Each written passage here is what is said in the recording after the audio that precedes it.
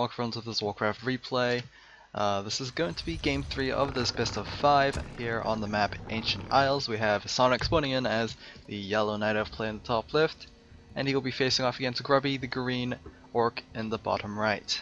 So, yeah, I did take a day before casting the next set of games, so bear with me if I can't exactly remember the last 2 games, but I'm pretty sure I can remember them.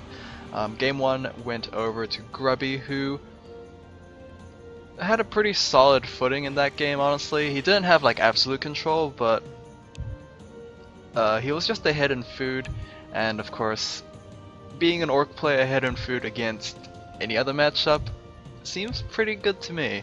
And yeah, that's generally what happened. I think it was just down to the armies. And of course, Grubby did do fairly good control in game 1. Pretty much burning out Sonic's Druids of Talon's mana pools to just, yeah, you just can't cyclone that Blade Master anymore. So there's that, and then game 2 was completely opposite, I believe, where Grubby lost his Blade Master, I think 4 times throughout the game. Yeah, that was a little interesting. Definitely opposite ends of the spectrum there, but yeah, hopefully this will be a little different. Although the file size of this replay is extremely short, so I don't know exactly what happens, but yeah, I'm interested to see how it goes. It might just be a complete misclick, misplay, or just a throw, I don't know. Blade Master versus Demon Hunter here. We are going to have the Overseer being started out by Sonik.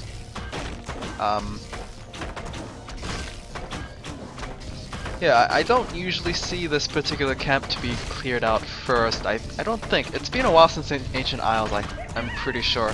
Most Night Elf players would go for the middle Overseer camp, or maybe the Ogre Magi camp, just because it's a lot easier. You can see Sonik is actually he is struggling a little bit. He needs to be a little careful. I know he pulled like 3 wisps last time to do a difficult camp first. Oh yikes, he got the item stolen, which is going to be the Parrot Vitality. The Demon Hunter is going to be burnt off very quickly, or at least his TP scroll will, and that is going to be a bit of a fail. I think we know where this is going. That was very unfortunate for Sonik, especially since he just lost his Ancient of War. There's not that much in terms of defense against the Blade Master, and this is extremely risky for Sonik to actually have taken that camp. He is going to be kind of screwed in terms of just healing his hero up, because he burnt out all the mana of the Moonwells. He does have one just finishing, but of course it doesn't actually start out with full mana. I think it starts out with 100 mana, so yeah, that's not going to fully heal up your Demon Hunter, and to be honest, the fully healed up Demon Hunter might not prove to be enough against this kind of play. And Grubby, does he have a War Mill? He does have a War Mill, so he might actually just finish this off with a Watchtower here. Pretty much disastrous for Sonik.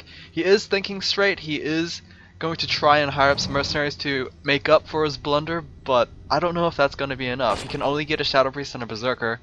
Will it be enough against just an unhindered tower play? I don't think so. I think Grubby is just going to take this for himself, slowly encroaching his tower line there, and this might actually just end up being an early GG from Sonik.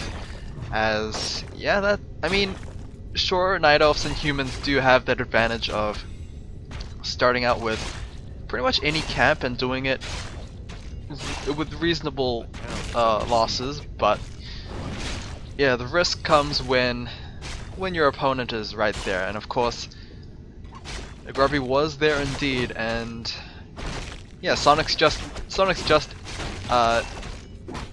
eating the consequences there.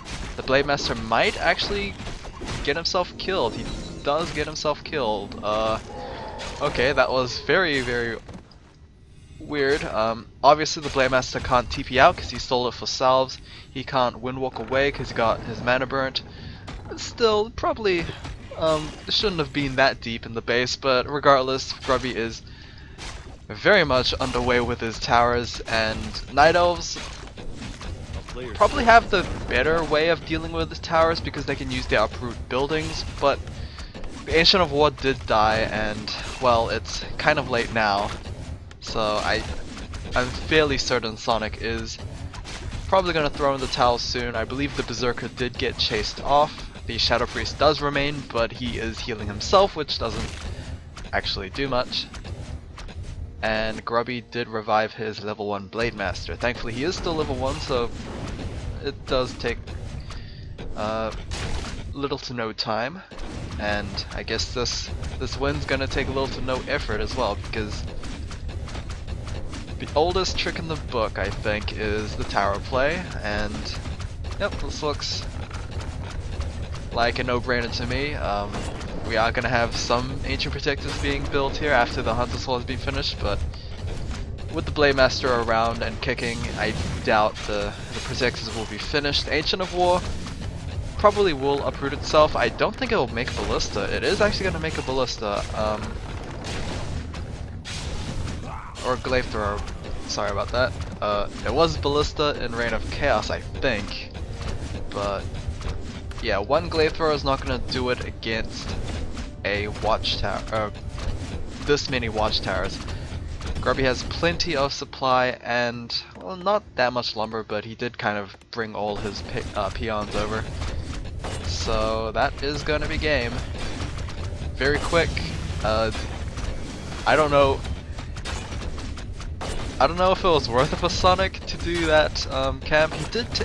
He did clear out the big boss, but the item did go over to the Blade Master, albeit he did sell it immediately.